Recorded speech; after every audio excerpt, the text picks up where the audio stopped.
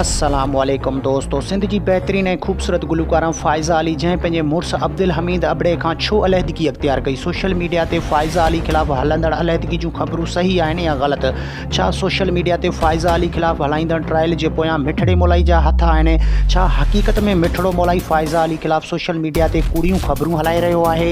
सभई ॻाल्हियूं तव्हांखे हिन ई वीडियो में ॿुधाईंदासीं। सभ खां पहिरियां जेकॾहिं तव्हां असांजो यूट्यूब चैनल सब्सक्राइब नाहे कयो त महिरबानी करे सब्सक्राइब करे घंटी बटन ते क्लिक करे नोटिफिकेशन ऑल करे छॾींदा। हलूं था पंहिंजे मेन टॉपिक तरफ़। त फ़ाइज़ा अली खे सिंध जे झरझंग ऐं सिंध जे वाहण वस्ती में वॾे चाह सां माण्हू ॿुधंदा आहिनि।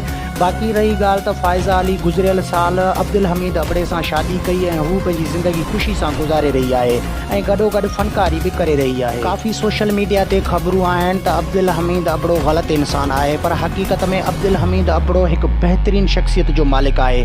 फ़ाइज़ा अली सां शादी बाद बि अब्दुल हमीद अबड़े उनखे फ़नकारी जी इजाज़त ॾेई छॾी।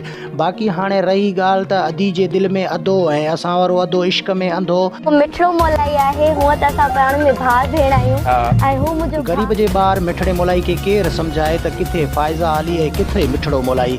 बाक़ी हाणे मिठड़े मोलाई खां जेकॾहिं अलीशेर गबोल हथ कढे त उनखे को सब्ज़ी फ़रोश बि कोन सुञाणे। रही ॻाल्हि त फ़ाइज़ा अली ख़िलाफ़ शादी खां अॻु बि कूड़ियूं ख़बरूं सोशल मीडिया ते वायरल थींदियूं रहियूं आहिनि ऐं अॼु बि थींदियूं रहनि थियूं। वीडियो जेकॾहिं पसंदि अचे त असांजे यूट्यूब चैनल खे सब्सक्राइब करे घंटी बटन ते क्लिक करे नोटिफिकेशन ऑल करे छॾींदा।